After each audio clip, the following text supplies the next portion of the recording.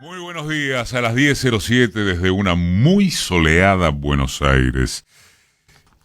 Pensábamos que podría afirmarse que la política argentina vive un momento lisérgico, sin siquiera incluir la noticia más impactante en política de estas últimas horas, que es el fallo de un tribunal municipal neoyorquino, finalmente, condenando a la Argentina. En verdad ya la había condenado, ahora se conoció el monto, inabordable, por lo que fue la expropiación de YPF. Ya hablaremos de eso.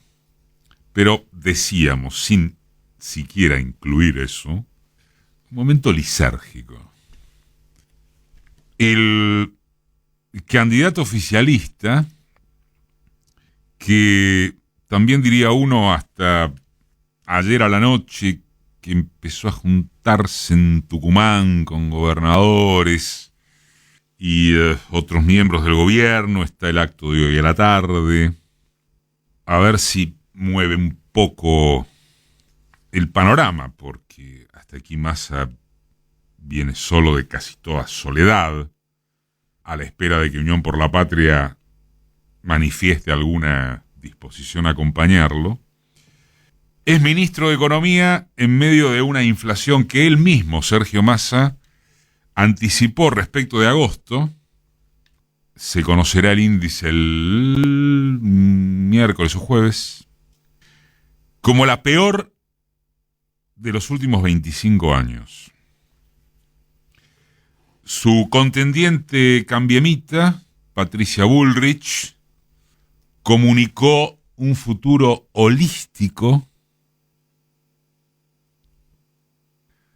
susceptible de dejar sin palabras a su entrevistador, y diríase que al órgano multimediático que ya no sabe qué hacer para disimular sus dislates. Enganchó como candidato a ministro de Economía a un arrabalero simpático que debe estar preguntándose qué hizo para merecer esto justo cuando su real o presunta imagen de seriedad académica o técnica o algo así debería jugarle beneficiosamente. Y el ganador de las PASO entró a una instancia rarísima, en la que su tropa se encarga de contradecirlo.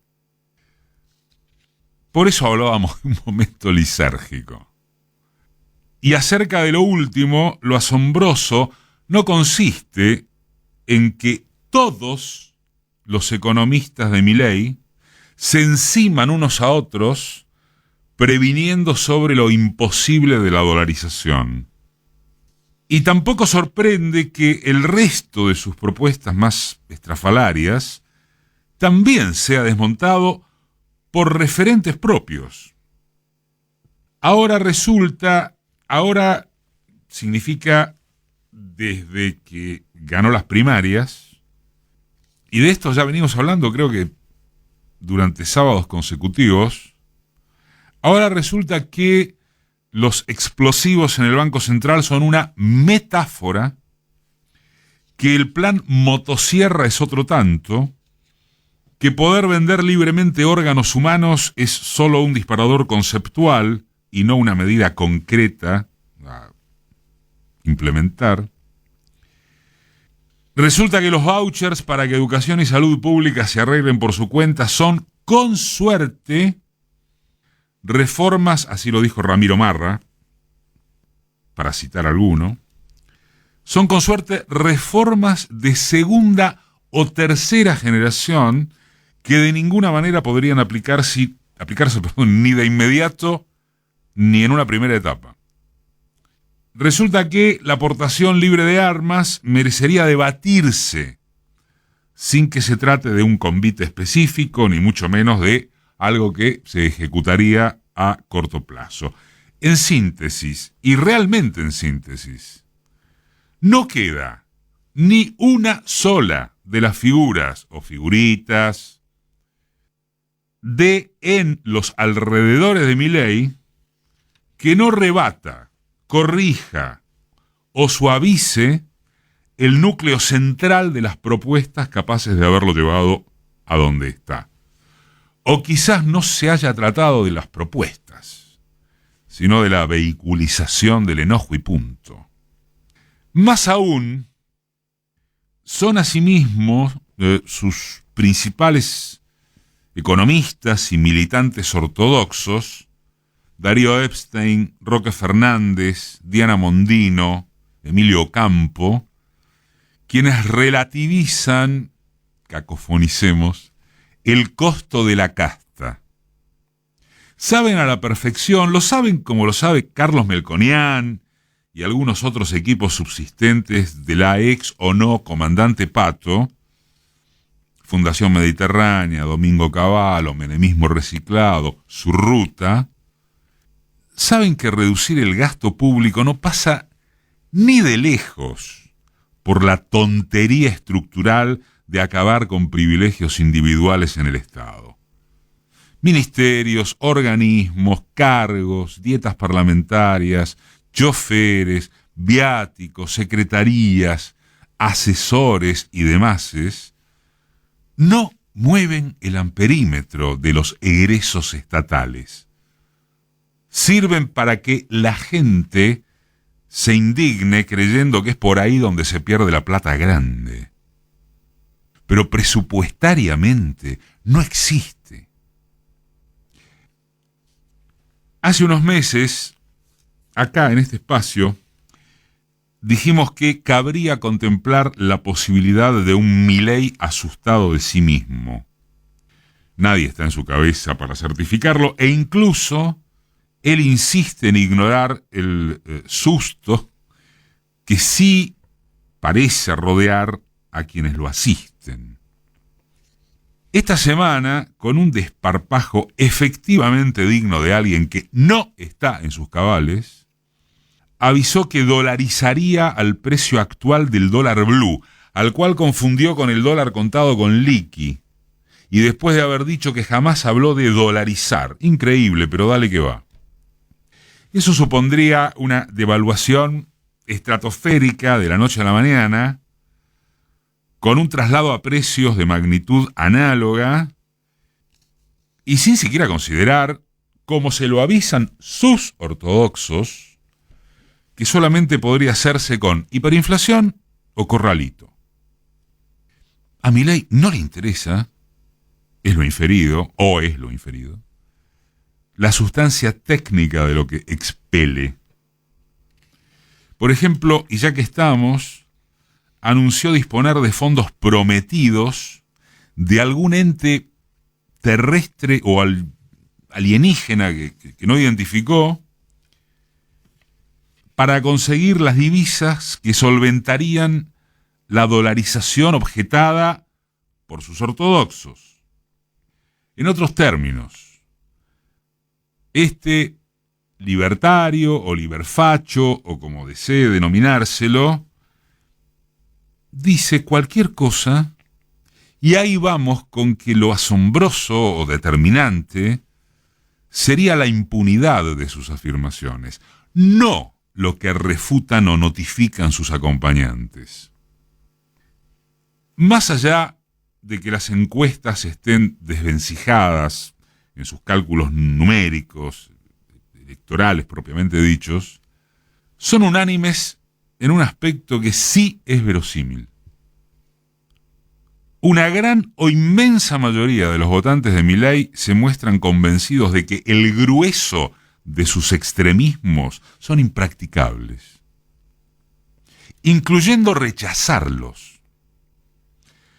De modo que al cabo repelen lo propio que votan, salvo por el carácter disruptivo del personaje, porque es de pura deducción de lógica. Al cabo, confían o asimilan que será la casta lo que le ponga límites al delirio. Eso es lo asombroso. Aunque en verdad sería una prueba de racionalidad. Hablamos del candidato al que todos dan por ganador, siendo que no tendría ni gobernadores, ni intendentes, ni mayoría en el Congreso.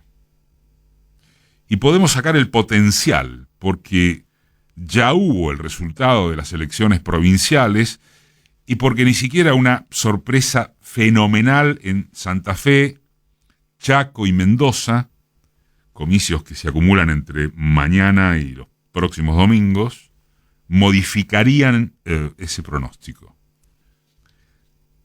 O sea que entonces estamos hablando de que después de todo la gente no come vidrio como para confiar en alguien que no tendrá ni la más mínima correlación de fuerza favorable a fin de imponer locuras. La respuesta sería más o menos una hipótesis. El menos radica en que a Milei no le alcanzará para imponer sus alucinaciones, según advierten quienes lo entornan. Pero su más es que igualmente vale animarse a una aventura porque todos dan lo mismo de acuerdo con lo demostrado o percibido. Mientras tanto hay un hecho tan manifiestamente obvio como parece la improbabilidad de afrontarlo. Todo es Milei por todas partes.